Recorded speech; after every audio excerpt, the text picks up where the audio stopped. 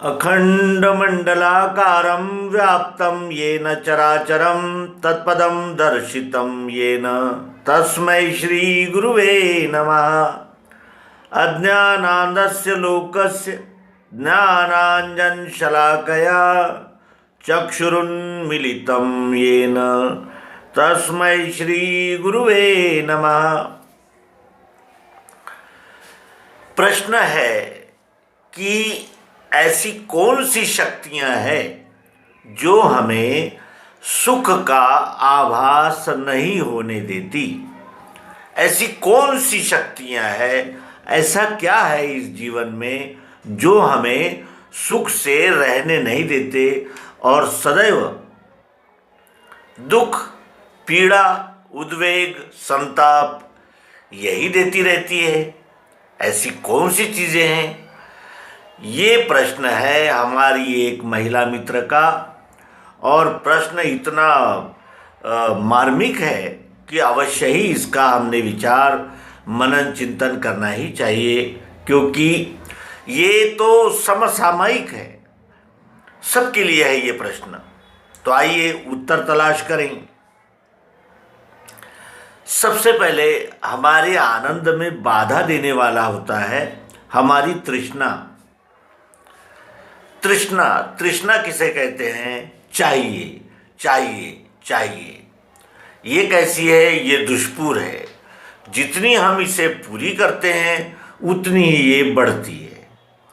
इस तरह इसकी था नहीं है। ये है तृष्णा, जो हमें सतत भगाती रखती है, दौड़ाती रहती है आशा के यानी अनेक लक्ष्य, यानी तृष्णा।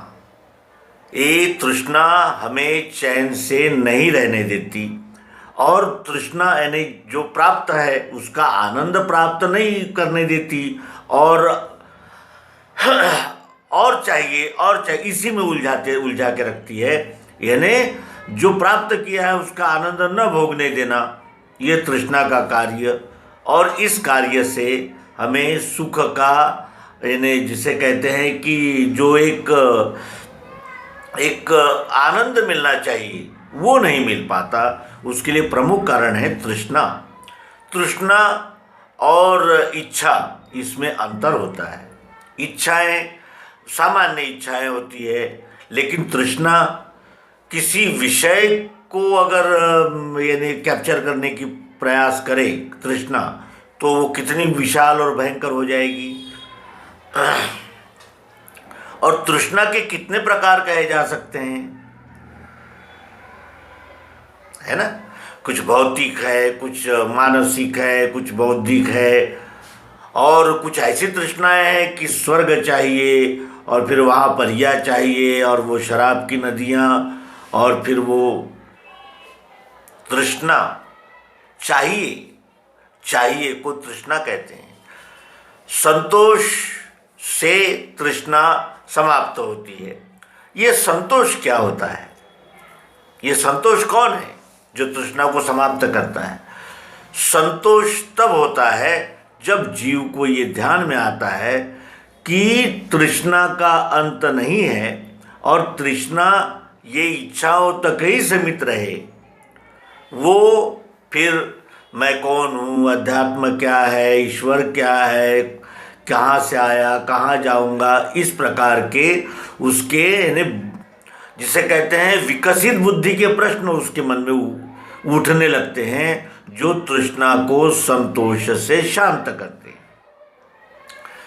संतोष कैसे मिलता है? संतोष कैसे मिलेगा?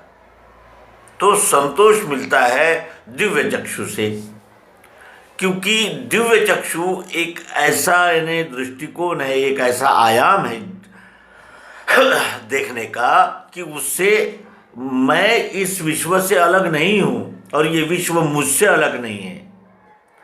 इस प्रकार का एक उदात्त दृष्टिकोण हमारे सामने रखने से, और वो नैसर्गिक, प्राकृतिक, अपराजित और जिसे कहते हैं कि कल्याणकारी, सार्वभौम सत्य और सनातन सत्य रहने से उससे कोई इनकार भी नहीं कर सकता।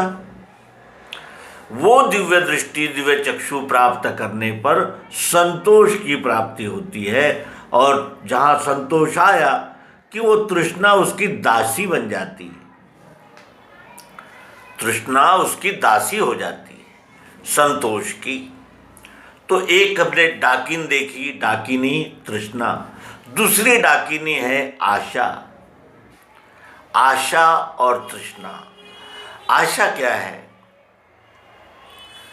कल ऐसा होगा, कल ऐसा होगा, कल ऐसा होगा, ऐसा होगा, फिर मैं ऐसा करूँगा, फिर वो ऐसा होगा, फिर मैं वैसा करूँगा।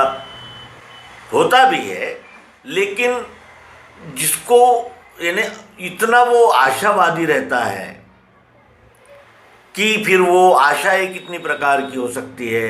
भोग है, ऐश्वर्य है, मान है, सम्मान है, और संपत्ति है, पुत्रेषणा, वित्तेषणा, ये इतना विशाल उसका घेरा है आशा। और आशा क्या करती है? आशा क्या करती है? आशा जो प्राप्त है उसका तो आनंद लेने देती ही नहीं, लेकिन बार बार यानी जितना प्राप्त होता है उसका आनंद नहीं मिलने देती, लेकिन जितना प्राप्त नहीं होता है उतनी निराशा को भोगने के लिए बाध्य करते हैं। आज हम जब वृद्धों से मिलते हैं, वो कहते हैं कि हमने अपने बेटे के लिए ये किया, और आज हमें देखिए वही वृद्धाश्रम में छोड़कर चला गया।